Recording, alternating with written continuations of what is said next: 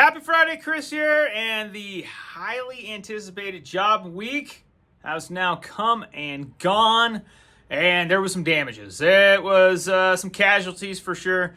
Right now, we are at the highest point that we've been at in over 4 months for interest rates. So national average 20% down, pushing up over 7% again. And of course, we're still locking in options that are better than that. But when we look at what happened this week in the jobs market, well, there is still quite a bit of strength in the jobs market with job openings, what we call the JOLTS report. And then this morning's report initially got bond investors really excited because only 12,000 jobs are created.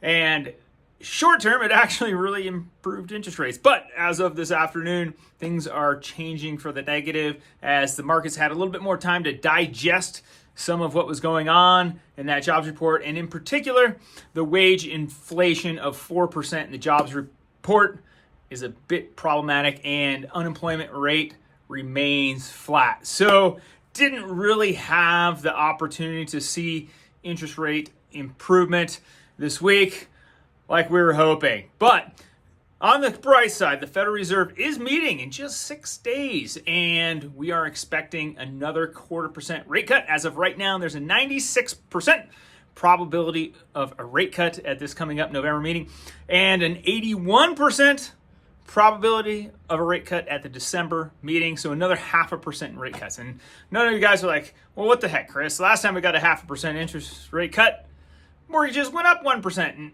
yeah, that's true. And they certainly can happen, right? Because mortgages do not always move with Fed rate cuts. But in general, in the long run, the overall trends are favorable, where Fed cuts rates, mortgage rates go down. It just doesn't go down in a straight line. So we've certainly experienced that side of it over the last month. October was brutal. Glad to have that month in the rearview mirror. If you guys have questions about financing a home, give us a call. If you like the video, click like. Happy Friday.